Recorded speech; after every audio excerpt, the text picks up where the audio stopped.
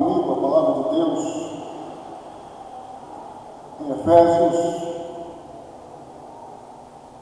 capítulo 2, versos de 1 a 10.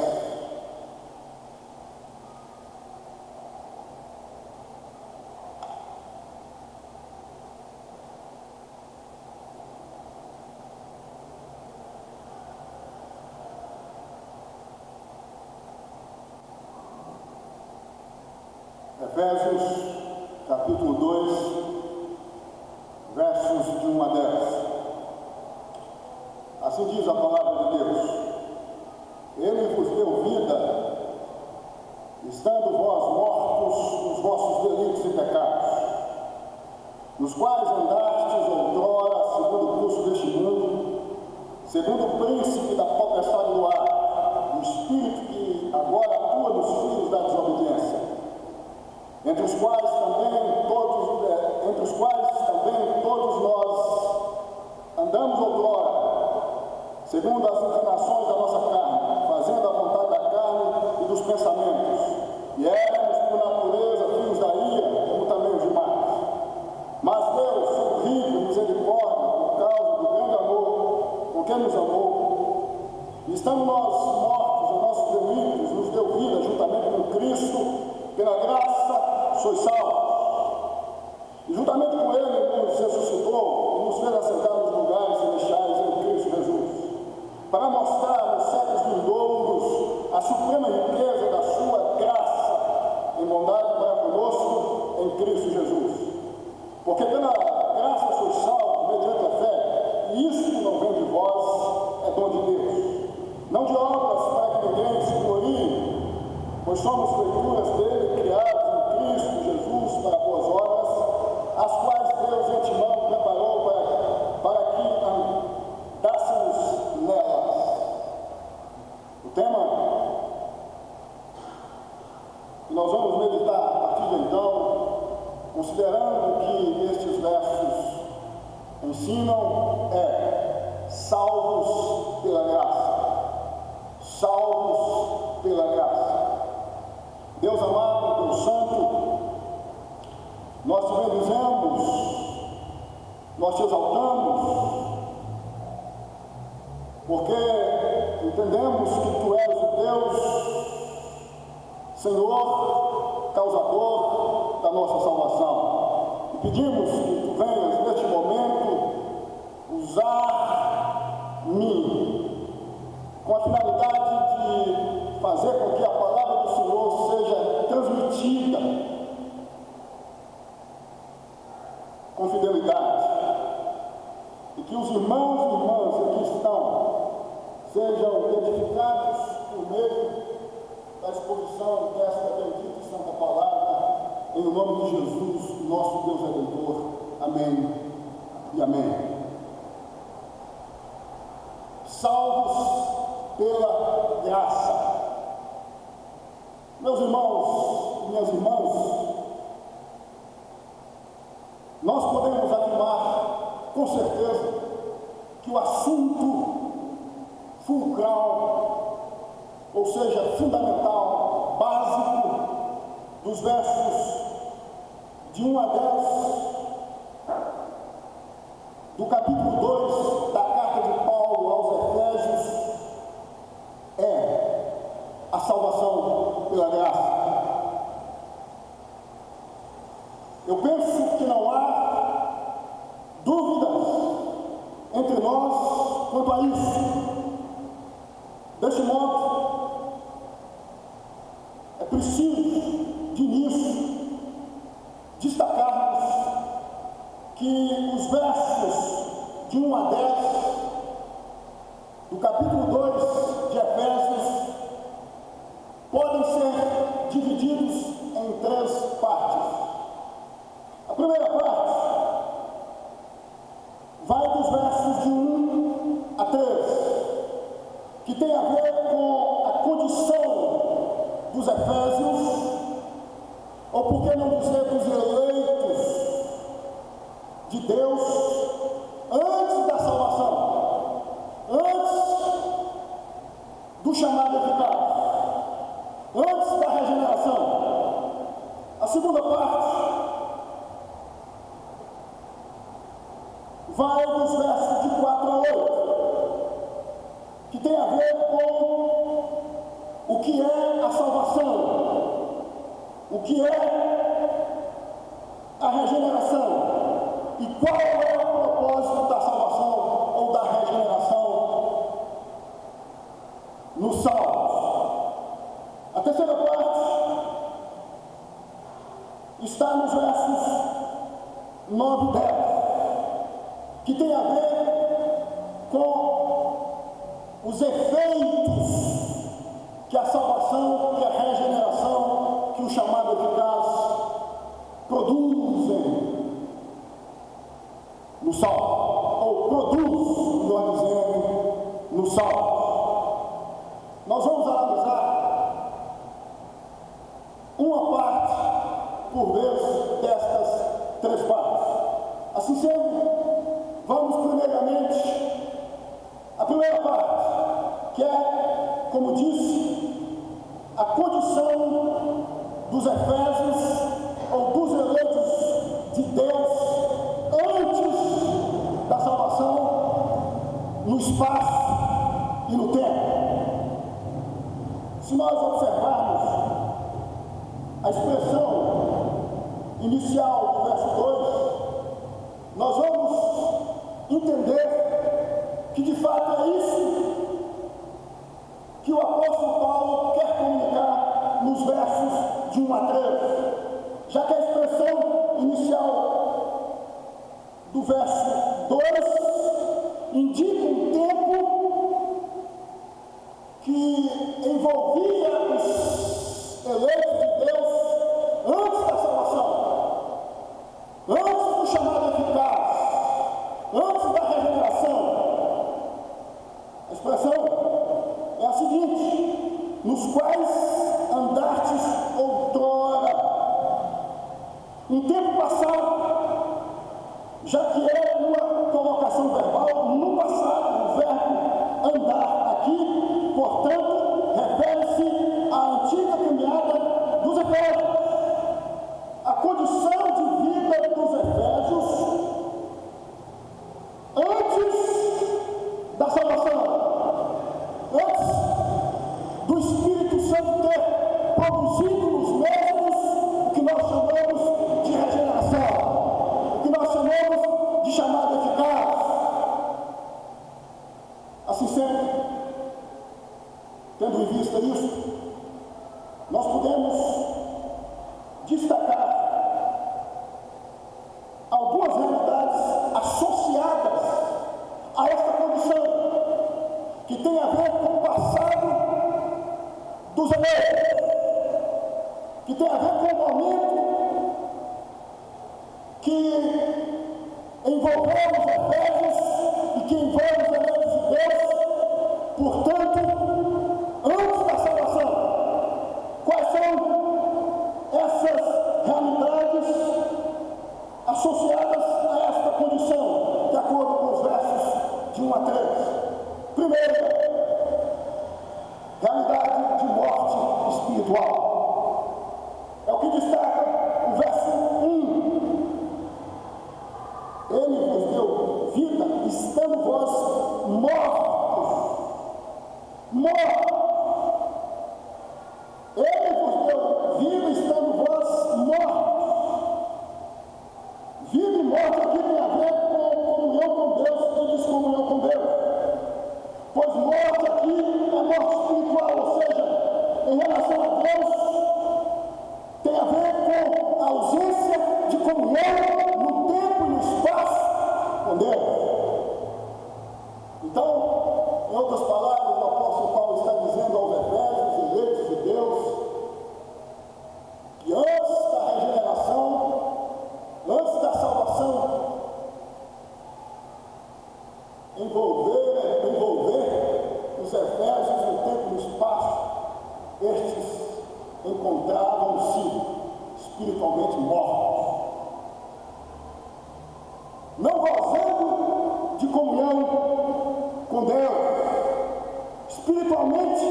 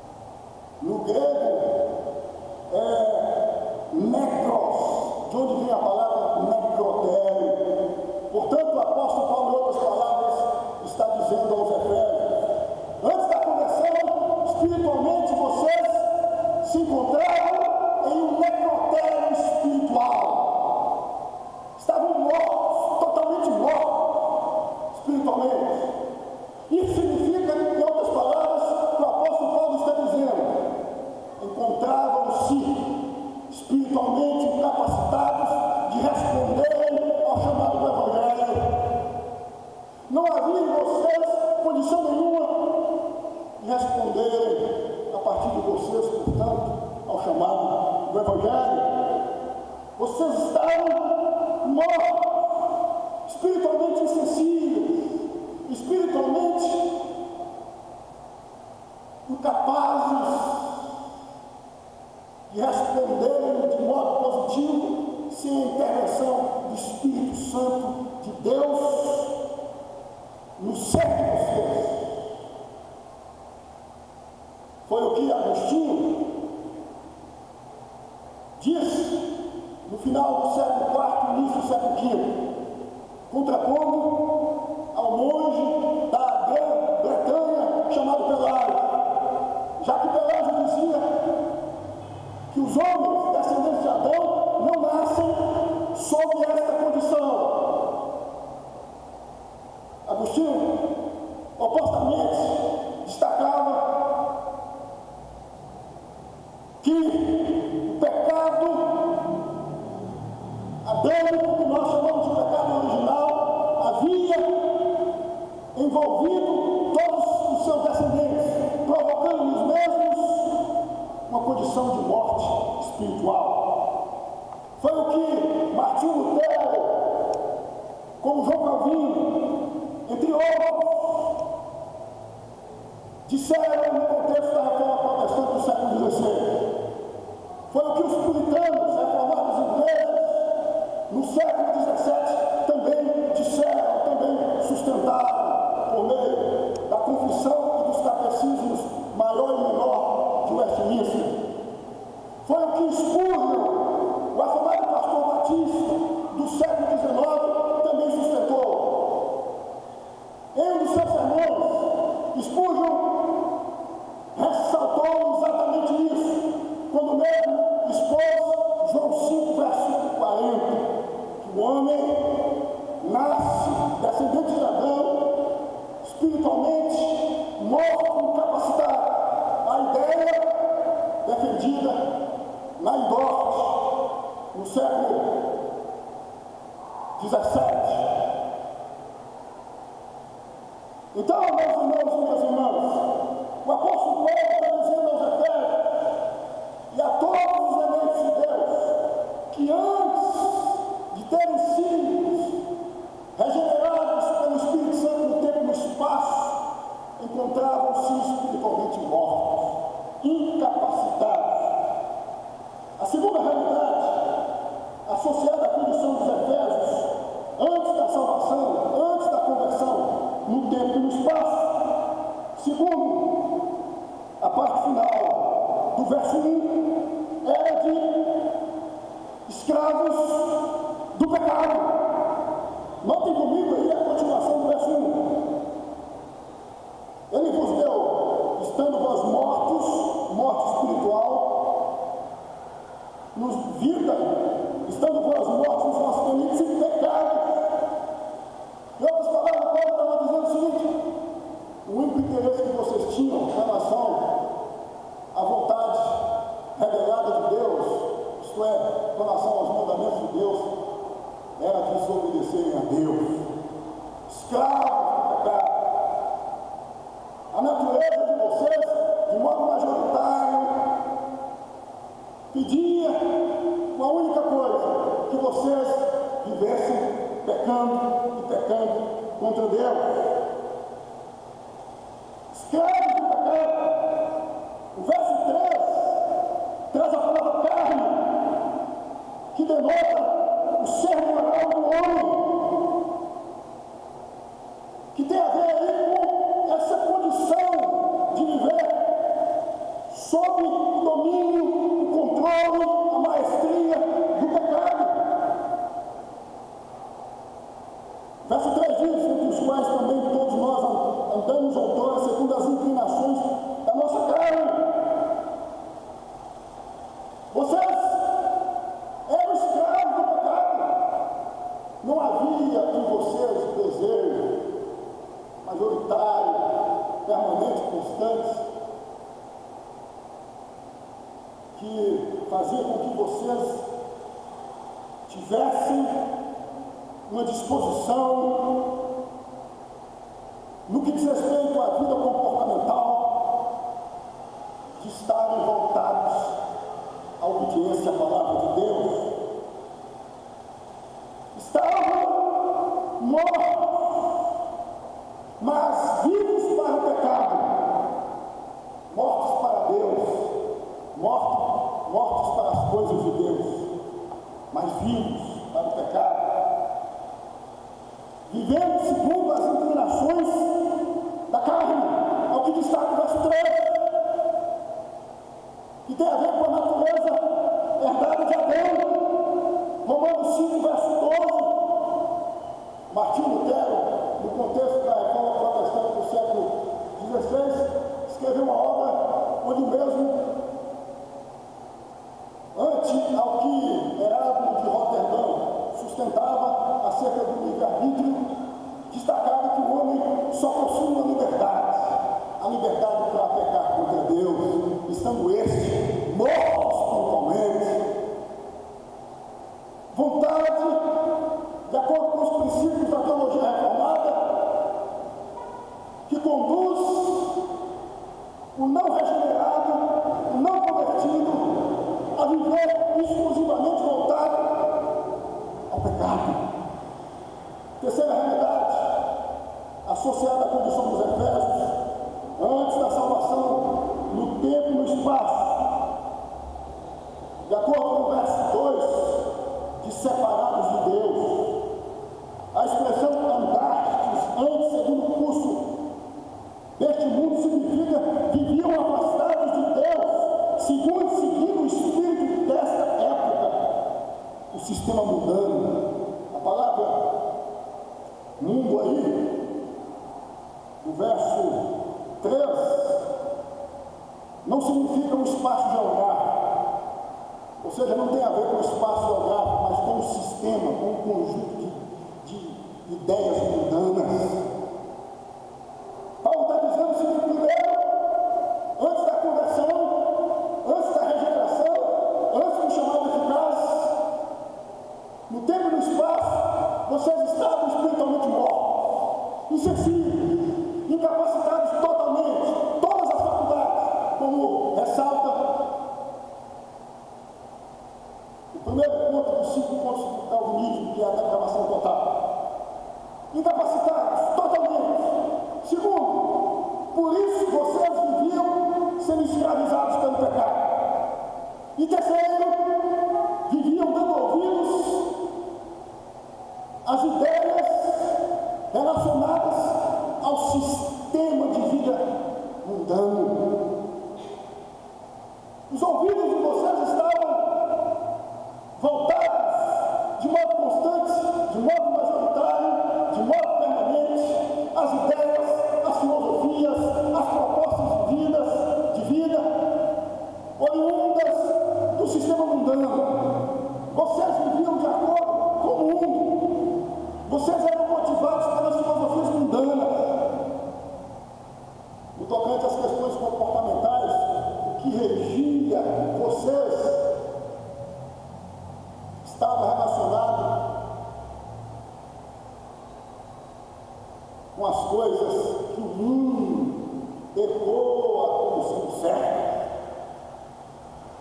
Terceira realidade, associada à condição dos Efésios, portanto, seguindo a sequência de separados de Deus, de afastados de Deus, de próximos do mundo, de íntimos do mundo, de amigos do mundo, de amantes do mundo, de pessoas que se envolviam com as coisas mundanas e não com as coisas de Deus, de pessoas que estavam mais preocupadas em atender os apetites da carne, os desejos da carne, a fome da carne, a fome do mundo, a chamada do mundo e não a chamada do Evangelho. Separados, afastados de Deus.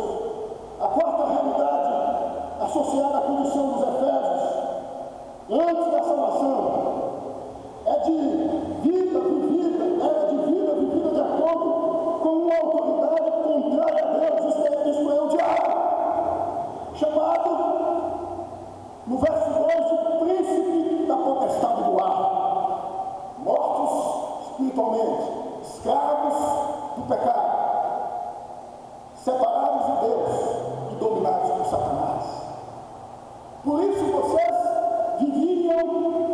sendo impulsionados a viver de acordo com as regras mundanas. O ritmo que vocês seguiam no tocante às questões comportamentais era um ritmo mundano. Satanás regia, dominava, controlava vocês. Vocês estavam sendo dominados por Satanás. Vejam que é isso que o verso 2 diz. Viviam segundo o príncipe da potestade do ar, do espírito que agora atua nos filhos da desobediência. Em outras palavras, vocês estão vendo os não salvos, os não regenerados, vivendo como estão vivendo, de acordo com as filosofias oriundas de Roma, mundanas. Esses estão sendo montados, direcionados, maestrados por Satanás. Martinho Lutero dizia que o homem sem Deus é montado por Satanás. Satanás é que está com as mãos nas regras da sua vida, no que diz respeito às questões éticas e comportamentais. A quinta realidade, essa será a condição dos Efésios ou dos eleitos de Deus antes da salvação, é vida sujeita à atuação dos poderes do mal, controlada pelo mal. Antes, vocês estavam sendo montados, direcionados, dominados, controlados. Aqui tem a ver com a mente, tem a ver com o ser, por Satanás, sujeitos ao domínio totalmente de Satanás. É o que diz o verso 2 em sua parte final, do espírito que agora atua nos filhos da desobediência. O espírito que governava vocês, em outras palavras, estava mais relacionado com o espírito mundano, satânico, do que com o espírito de Deus. Poderes do mal, mente controlada por uma espiritualidade totalmente oposta à espiritualidade que está relacionada com Jesus Cristo, com Deus, que na vida se desdobra em obediência à palavra de Deus. A sexta realidade dos Efésios, dos eleitos de Deus antes da salvação, de acordo com o verso 3, era de filhos da ira por natureza. Verso 3, em sua parte final diz: éramos por natureza filhos da ira, como também os demais.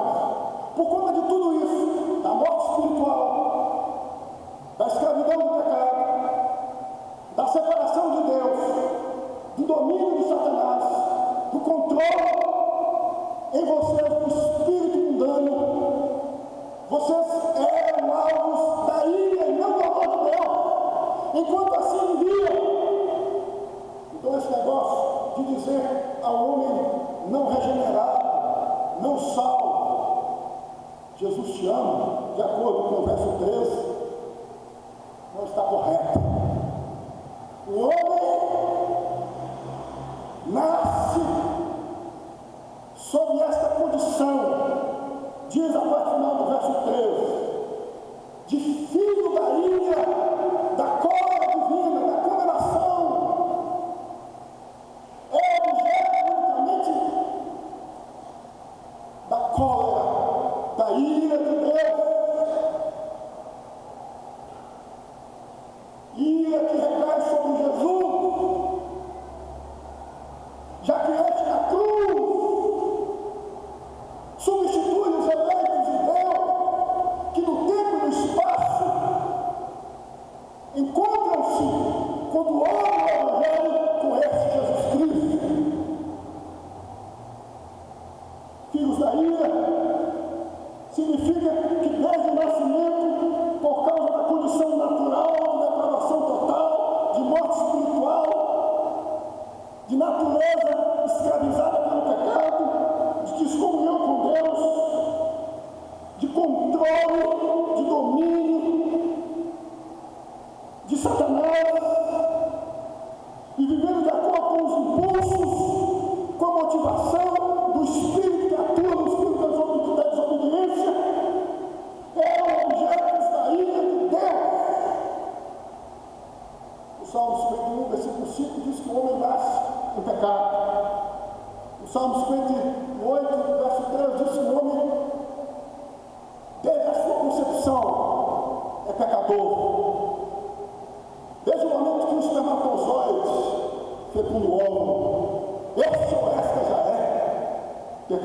como pecador. Ser humano que não está em Jesus, que não encontrou-se com Jesus no tempo e no espaço, considerando a regra lógica dos decretos de Deus,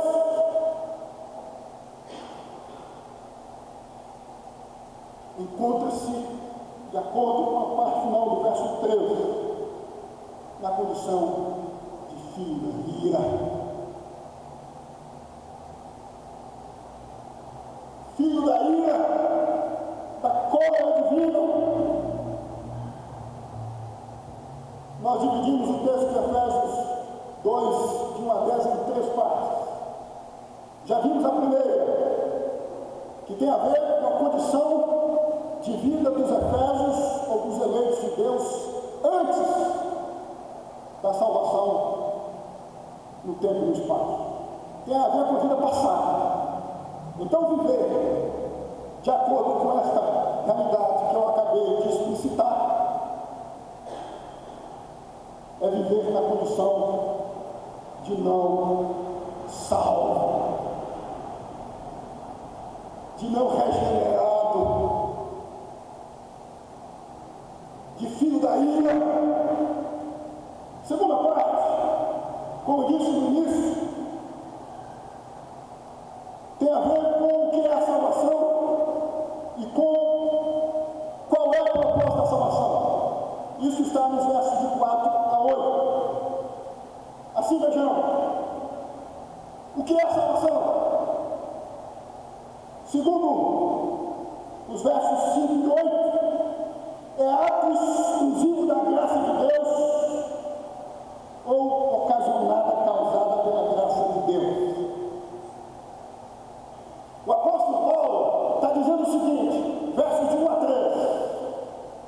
Vocês não tinham condições, se a graça de Deus, se a bondade de Deus, se a misericórdia de Deus não tivesse envolvido vocês, de responderem ao chamado do Evangelho, a partir dos versos, a partir do melhor dizendo do verso 4. Paulo está dizendo a salvação que hoje vocês possuem, não tem a ver com o que vocês fizeram, porque a vida passada de você, como eu descrevi nos versos de 1 a 3, colocava vocês na condição de objetos da ira de Deus, de objetos da ira. Deus então foi ao encontro de vocês, resgatou vocês desta condição, transportou vocês de uma condição de objetos da ira para uma condição de objetos do seu amor. A salvação é, em primeiro lugar, ato exclusivo da graça de Deus. É causada por Deus. É o que diz os versos 5 e 8. Observe comigo aí os versos 5 e 8. Estando nós mortos ou incapacitados de respondermos ao chamado do Evangelho por nós mesmos, espiritualmente mortos, em nossos delitos, ou escravos do pecado, nos deu vida juntamente com Cristo. Quem nos deu vida? Deus. Pela graça foi salvo. Verso 8. Porque pela graça sois salvos mediante a fé, e isso não vem de vós, é dom de Deus. A salvação é coisa de Deus. Unicamente Deus. A ação é somente de Deus. Não há a participação humana no que diz respeito à salvação dos eleitos de Deus. O pronome demonstrativo isso do verso 8 faz referência não somente ao substantivo fé ou ao substantivo graça, mas a todo o discurso. Paulo está dizendo isso, a salvação é coisa de Deus, tem a ver com a graça de Deus, não tem a ver com as obras, até porque vocês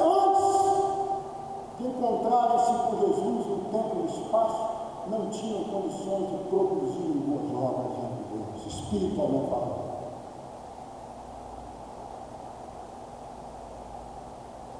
A salvação, a regeneração é um ato exclusivo da graça de Deus. Foi o que Agostinho disse no final do século IV e início do século V. Foi o que Calvino disse no século XVI. E todos os demais teólogos reformados por conseguinte. Você, portanto, meu irmão e minha irmã, se é eleito ou eleito de Deus, está aqui na condição de genuinamente salvo, não porque você resolveu estar aqui, porque o Espírito Santo de Deus foi ao seu encontro, resgatando você da condição de vida que te envolvia no passado, de morte espiritual, escravo e escrava do pecado. No século XVI, a teologia romana dizia que uma pessoa podia ser salva e ainda diz, por meio da subserviência à igreja, às regras da igreja, aos sacramentos, entre tantas outras coisas. De modo insistente, constante e permanente, Martinho Lutero se insurgiu dizendo não. É por meio da fé somente, ou seja, por meio de Jesus somente, porque pela graça sois salvos mediante a fé, mediante Jesus, mediante os méritos de Jesus, mediante o que Jesus fez. De fato nós somos salvos pelas obras, mas não por nossas obras, mas pelas obras de Cristo. Não há mérito nenhum em mim e em você, se de fato estamos na condição de salvos. Deus gratuitamente resolveu resgatar-nos, porque estava nos planos de Deus salvar-nos desde sempre. É o que destaca o capítulo 1, a partir do verso 3. Sendo eu um eleito de Deus, no tempo, a salvação foi descortinada. O Espírito Santo foi ao encontro, aplicando-a em mim, ou seja, aplicando Jesus Cristo em mim, em você. Segundo, a salvação é uma união entre Cristo e todos por quem Cristo morreu. É ato exclusivo da graça de Deus. E segundo, é uma união entre Cristo e todos por quem Cristo morreu. É o que destaca os versos 5 e 6. Estando nós mortos em nossos delitos, nos deu vida juntamente com Cristo. Verso 6, e juntamente com Cristo nos ressuscitou e nos fez assentar nos lugares celestiais em Cristo Jesus. A salvação é uma união que se dá a partir da aplicação do Espírito Santo de Jesus em nós, com Cristo. A salvação, portanto, nivela todos os salvos, coloca todos os salvos na mesma condição, tendo o mesmo status, o status de salvo. Não há, portanto, a razão de um ou outro que está em Cristo bater no peito e dizer: eu estou em Cristo porque eu resolvi estar em Cristo. Porque o estar em Cristo tem a ver com a ação de Deus por meio do Espírito Santo. Em outras palavras, tem a ver com a ação do Espírito Santo de acordo com Jesus convencermos do pecado. Meus irmãos e minhas irmãs, o sal, a sal é alguém que está unido e unida a Jesus. Somos um em Jesus. Estamos integrados em Cristo. Pertencemos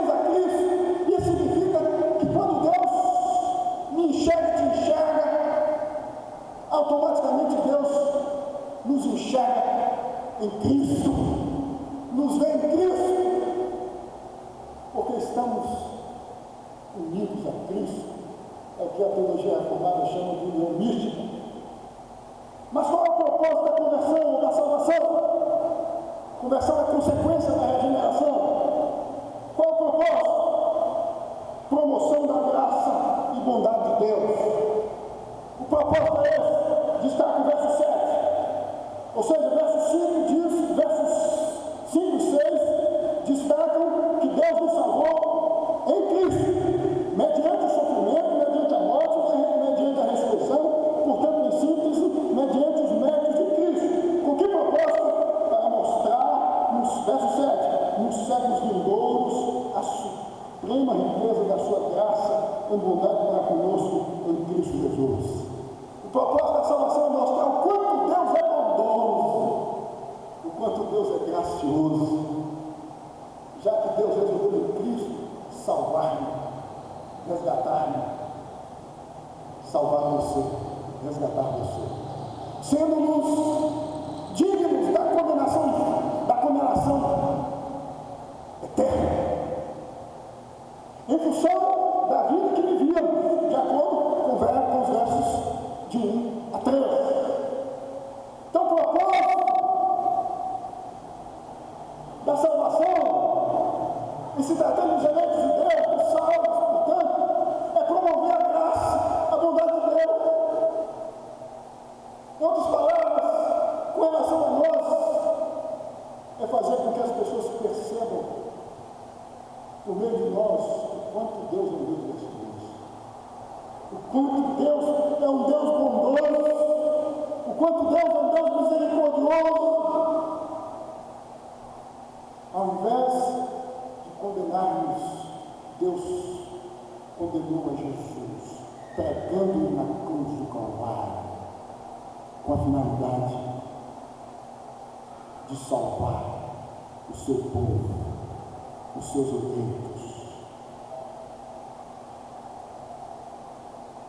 Possuir o status de salvo, portanto,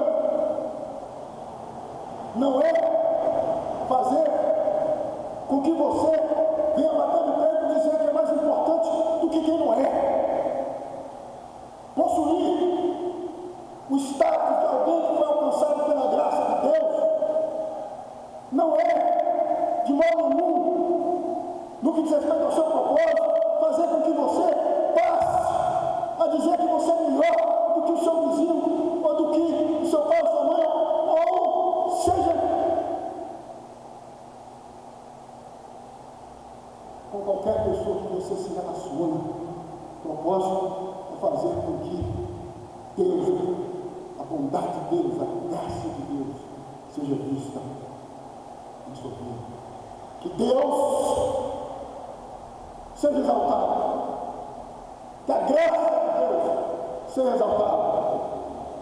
A terceira parte, e último, portanto, de Efésios 2, já que nós dividimos os versos de 1 a 10 em 3 partes, tem a ver com os efeitos da salvação, os resultados da salvação no salvo. Nós já vimos, versos de 1 a 3, que a realidade ou a condição de vida que envolvia os eleitos antes da salvação no tempo e no espaço era de distanciamento, era de distância ou de descomunhão com Deus. Já vimos que a salvação se dá exclusivamente por meio da graça de Deus. Tem a ver com a graça unicamente de Deus. Os méritos são de Jesus, não são nossos. Agora nós vamos ver, por fim, quais são os efeitos da regeneração, do chamado eficaz, dessa transformação causada pelo Espírito sobre o nosso ser, em nossa mente, em nossa vontade, em nós de modo integral. O primeiro efeito, de acordo com o verso 9, é fazer com que sejamos humildes. É fazer com que venhamos a reconhecer que na nossa caminhada com Deus nós devemos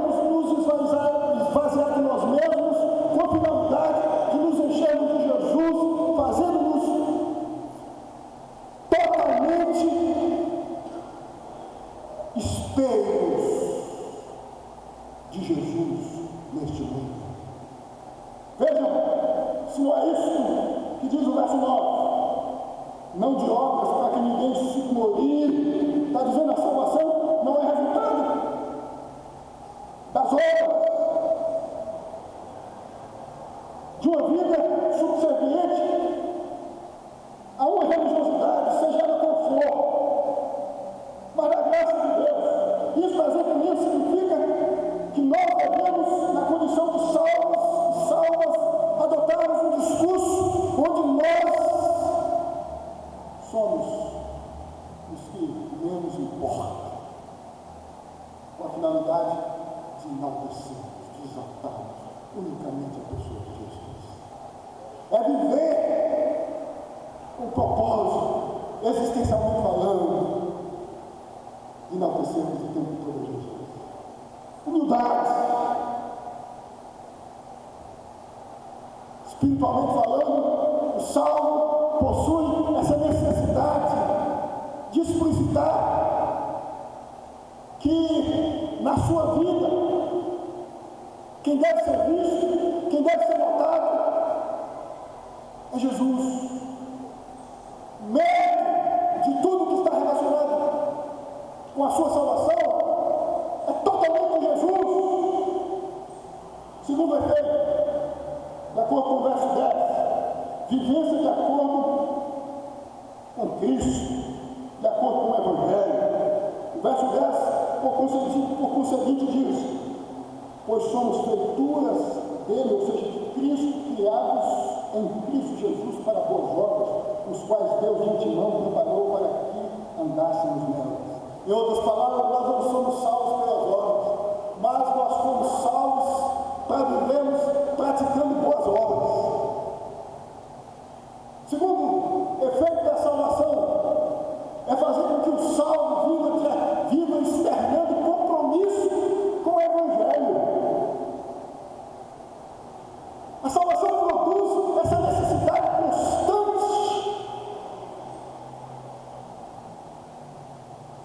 no salvo de viver unicamente vivendo de acordo com o Evangelho.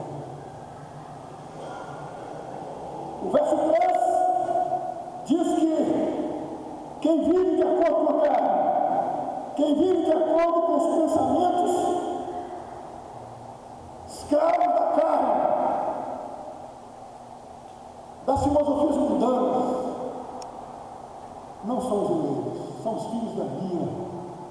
O verso 10 vai destacar que os eleitos, os salvos, no tempo e no espaço, no dia a dia, vão dar testemunho de que são de Jesus. São poemas de Cristo, poemas, poesias vivas de Cristo na terra. Você, sendo salvo ou salvo, vai externar os efeitos da salvação, as boas obras. Martinho Lutero, no contexto do século XVI, foi acusado de ter ensinado um evangelho que não estava preocupado em viver de acordo com as regras da lei moral. Mas nós sabemos que foi uma acusação injusta.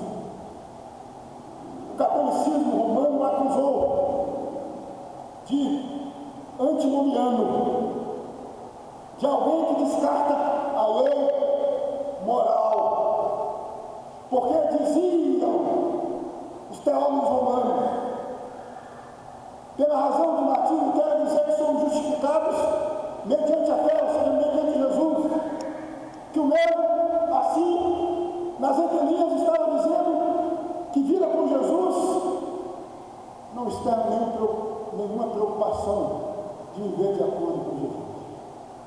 Mas você sabe que não foi esse o ensino de Martinho Lutero, muito menos de Calvino, e muito muito menos dos teólogos de Westminster. A confissão de fé de Westminster, a teologia reformada, injustamente é acusada. A quem hoje também é exemplo dos romanos, no contexto da reforma do século XVI, diga que a teologia reformada ensina que o salvo é alguém que não tem compromisso nenhum com o Evangelho, porque uma vez salvo, sempre salvo. Se apoia nesta afirmativa de fato da teologia reformada, de uma vez salvo para sempre. Para sustentar isso de modo errado, já que a teologia reformada, quando diz que uma vez salvo para sempre, está sustentando a ideia de que quando Deus vai ao encontro de alguém, por meio do Espírito Santo, e aplica Jesus no coração este de imediato, como diz Paulo nos versos 9 e 10, precisamente no verso 10, vai viver de acordo com o Evangelho, vai viver se terminando compromisso com o Evangelho, obras compatíveis com a filosofia, com as normas, com as regras, com a ética do Evangelho. Eu finalizo dizendo, meus irmãos e minhas irmãs, que é privilégio ser chamado de salvo e de salvo. Privilégio, porque o que aconteceu conosco no tempo e no espaço não estava relacionado unicamente com o tempo e com o espaço, mas com a eternidade. Foi antes do surgimento do tempo e do espaço que o Deus triuno, o Pai, o Filho e o Espírito Santo resolveu eleger alguns dentre muitos para serem chamados de salvos. Por isso que no tempo e no espaço estes, quando ouvem o Evangelho, como destaca Jesus no João 10:27, respondem positivamente, já que Jesus disse: as minhas ovelhas ouvem a minha voz e me seguem. Vocês, referindo-se aos fariseus, não me seguem, não estão me escutando porque vocês não podem. E não podem porque na eternidade Deus não elegeu vocês. Esta é a razão de vocês estarem no tempo e no espaço, evidenciando que possuem uma repulsa por mim e por minha mensagem. Você está aqui, creio eu, por meio da fé, ouvindo o Evangelho, escutando o Evangelho, dando ouvidos à palavra de Deus, porque na eternidade Deus resolveu, assim tendo por meio da fé, eleger você. E em algum momento, no tempo e no espaço, em ouvindo você o Evangelho, você respondeu ao Evangelho, porque o Espírito Santo neste momento te chamou de modo eficaz, produzindo em você uma ânsia, uma necessidade gritante por estar em Jesus. Esta é a razão de você estar aqui. Que Deus te abençoe em nome de Jesus.